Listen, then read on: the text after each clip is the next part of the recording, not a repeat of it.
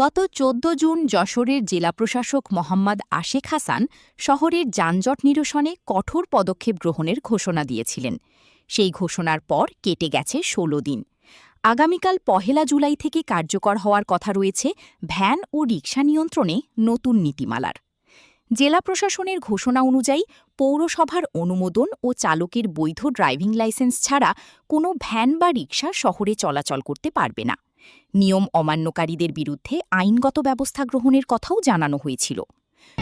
ধন্যবাদ। বাংলার উপর জানতে চেয়েছেন যে যশোর ঐতিহ্যবাহী দরানা চত্বরে প্রতিনিয়ত এরকম যানজটের সৃষ্টি হয় কী জন্য। আসলে এই যশোর শহরটা অনেক পুরাতন শহর।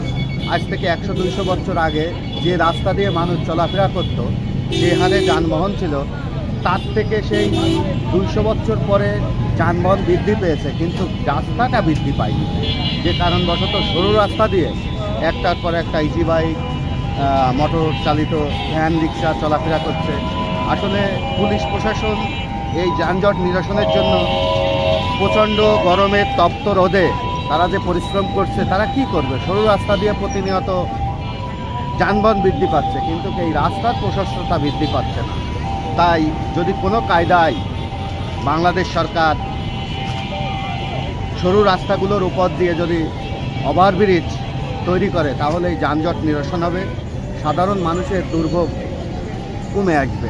ঘোষণার পর থেকে যশোরবাসীর মধ্যে তৈরি হয়েছে ব্যাপক আগ্রহ ও প্রত্যাশা। দীর্ঘদিন ধরে যানজটের ভোগান্তিতে থাকা নগরবাসী এখন দেখতে চাই ১ জুলাই থেকে বাস্তবে কী পরিবর্তন আসে। অবৈধ ও অনিয়ন্ত্রিত যানবাহনের চলাচল বন্ধে প্রশাসনের অভিযান কতটা কার্যকর হয়। আসলে যানজট আপনারা দেখছেন, কিন্তু পাবলিকও বক্তব্য দিচ্ছে, মানে যে তুলনায় আসলে রাস্তা আছে সেই তুলনায় তো গাড়ি ঘোড়া অসংখ্য করে ইজি বাইক, অটো রিক্সা, বাইরের আঞ্চলিক যে উপজেলাগুলো, থানা, বাইরের জেলা, এই গাড়িগুলো এসে অতিরিক্ত চাপে আমাদেরকে আসলে প্রেশার ক্রিয়েট করে। আর কমানোর বিকল্প লাইন আমার মনে হয় জেলা প্রশাসন এবং পৌরসভা আমাদের কর্তৃক যদি সমন্বয় করে একযোগে কাজ করে, তাহলে আমার মনে হয় পৌরবাসী অন্তত ঢুকতে বসতে পারবে। কলেজ চলাচলের সময় আপনার অসুবিধা হয়, রাস্তা খুবই সংকীর্ণ হয়ে গেছে, ছোট হয়ে গেছে।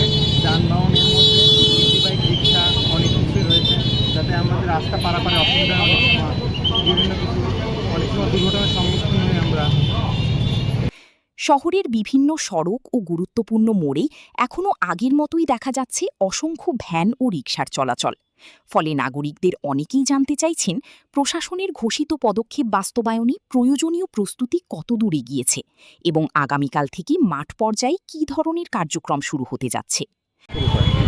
যশোর শহরে রাস্তার তুলনায় একাধিক ব্যবসা বাণিজ্য,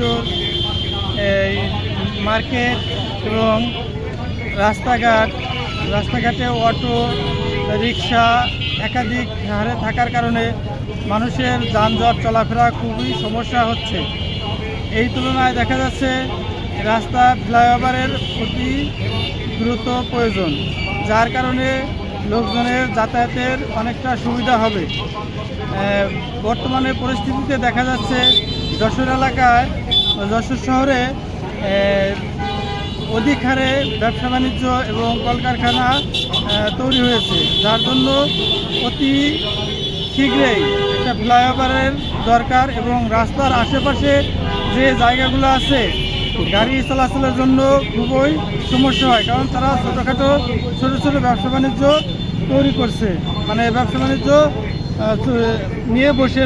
রাস্তার আশেপাশে যে জায়গাগুলো রয়েছে মানুষের চলাচলের জন্য, সেগুলো ফুটপাতের যে দোকানপাট, সেগুলো স্থান দখল করে আছে। যানজট মুক্ত, শৃঙ্খলাপূর্ণ ও বাসযোগ্য যশোর গড়ার যে প্রতিশ্রুতি প্রশাসন দিয়েছে, তার বাস্তব প্রতিফলন দেখতে এখন অপেক্ষার প্রহর গুনছেন নগরবাসী। জুলাইয়ের প্রথম দিনই বোঝা যাবে দীর্ঘদিনের এই সমস্যার সমাধানে প্রশাসনের উদ্যোগ কতটা সফল হয়।